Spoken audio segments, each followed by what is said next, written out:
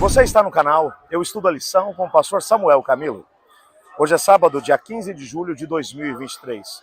Estamos introduzindo a lição de número 4 do nosso trimestre, cujo tema é Como Deus nos resgata. Hoje é um dia muito especial.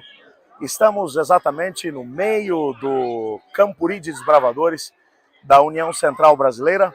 Campuri, Fé Invencível. Estamos com mais de 26 mil desbravadores acampados aqui na cidade de Barretos. E para conseguir encontrar um lugar onde eu tivesse um pouquinho mais de liberdade para poder falar com você e estudar a lição da Escola Sabatina, eu subi no alto do portal que nós preparamos aqui para a entrada da área de acampamento dos desbravadores da Associação Paulistana. Um portal com 7 metros de altura. Então, nesse momento, eu estou olhando aqui à minha volta, tem um mar de barracas por todos os lados, mas mesmo assim eu não poderia me esquecer de você. Antes de podermos desdobrar um pouco mais aqui o nosso estudo de hoje, eu quero ler o texto da Bíblia e ao mesmo tempo quero fazer uma oração especial por você que tem enviado seus pedidos, por você que tem gasto alguns momentos orando pelas causas que têm sido colocadas na nossa comunidade de oração. Hoje eu queria colocar uma causa muito especial. Eu queria orar pelo irmão Marcelo. Marcelo, ele é membro da Igreja Central de Sorocaba. O pastor Humberto Magalhães o conheceu há alguns anos atrás e mencionou que ele está fazendo um tratamento para um câncer. Tem sido realmente muito difícil para ele. Que o Marcelo, há alguns anos, através de um grupo de comunhão, um grupo de WhatsApp, onde o pastor Humberto tem enviado o estudo da lição da Escola Sabatina, o irmão Marcelo tem nos acompanhado todos os dias. Irmão Marcelo, eu queria que você soubesse nesse momento que você não está sozinho. Nós estamos nesse momento orando por você, como comunidade aqui no canal Eu Estudo a Lição. O Senhor Deus é o médico dos médicos e Ele vai colocar a mão poderosa sobre a sua vida e vai, de alguma forma, fazer com que você alcance a grande vontade que Ele tem para a tua vida, que pode ter a certeza que será o melhor para você. Quero orar por você, bem como por todos os demais irmãos que estão junto conosco. Antes, entretanto, eu quero ler o texto que servirá como base para o nosso estudo de hoje, ok? O texto diz assim, Efésios capítulo 2, versos 4 e 5.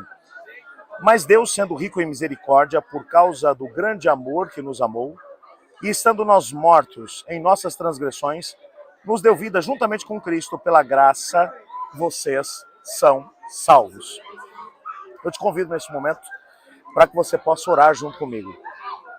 Obrigado, Pai, por tua palavra, obrigado pela certeza que temos de que é a tua graça que nos salva, é a tua graça que nos mantém, é a tua graça que nos restaura, é a tua graça que faz com que tenhamos a oportunidade de poder experimentar a tua salvação, a vida eterna e ao mesmo tempo a certeza de que não estamos sozinhos.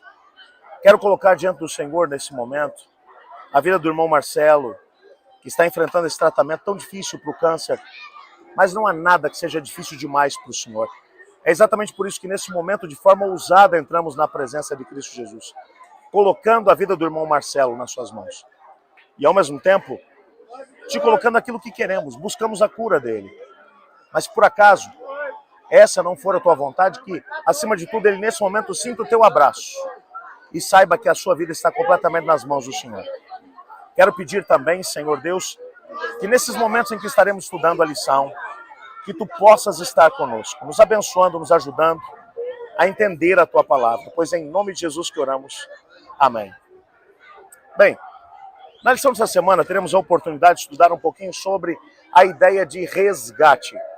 Se não entendermos esse termo, teremos dificuldade de poder entender o seu significado e a profundidade desse mesmo significado. O que é resgate na perspectiva bíblica?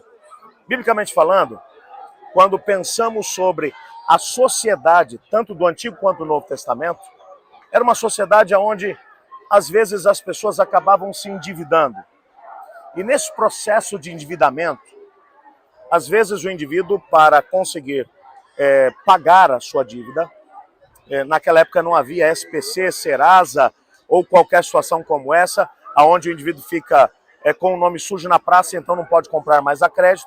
Naquela época é o seguinte, você deve, você paga de um jeito ou de outro. O indivíduo, quando tinha uma dívida impagável, ele precisava dar em troca daquela mesma dívida o que ele tinha de valor. Às vezes ele entregava a propriedade, às vezes ele entregava os seus rebanhos, suas colheitas, e às vezes isso não era suficiente para poder sanar o valor da dívida. Então, o que era feito por muitos indivíduos era entregar a própria família, a esposa e os filhos, e ele mesmo como escravo, para poder trabalhar durante um tempo, até que a dívida pudesse ser paga. Entretanto, havia também uma noção, dentro do contexto do Antigo Testamento e do Novo também, a mesma ideia vai aparecer, mas aparece mais no Antigo Testamento porque no Antigo Testamento, dentro de um contexto de uma teocracia, isso era legislado, haviam leis que garantiam isso.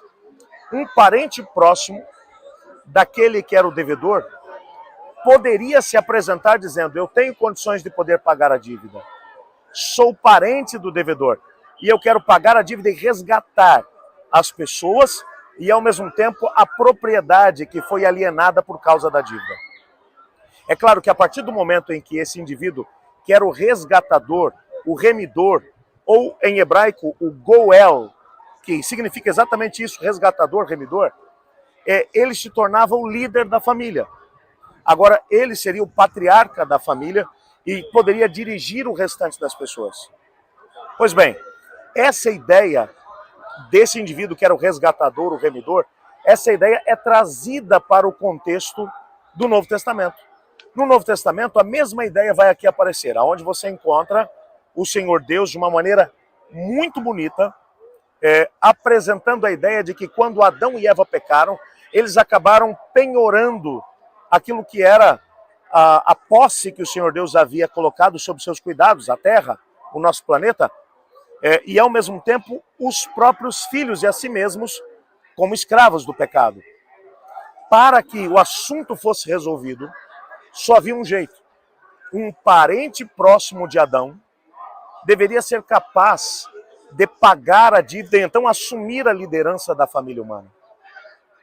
Biblicamente falando, o apóstolo Paulo vai trabalhar a ideia de que o nosso resgatador, o nosso remidor, é o Senhor Jesus. Ele pagou o preço exigido pela transgressão da humanidade e através da sua morte na cruz, ele conseguiu trazer de volta para suas mãos a herança que havia sido roubada e ao mesmo tempo resgatar cada descendente de Adão e Eva da condenação da morte eterna. Sendo assim, quando olhamos para a Bíblia, percebemos que Jesus é o nosso resgatador, é o nosso remidor. Para as pessoas que viviam em Éfeso, essa era uma mensagem muito importante. Essa era uma mensagem que fazia toda a diferença na história deles. Essa era a mensagem que fazia com que eles tivessem a oportunidade de poder entender esses aspectos tão bonitos e tão intensos daquilo que era a vontade de Deus para a vida deles. Quando olhavam para Jesus e para o que ele havia feito na cruz do Calvário, eles deveriam entender que Jesus, para se tornar o nosso resgatador, o nosso remidor, ele teve que assumir a humanidade para se tornar parente de Adão, aquele que havia contraído a dívida.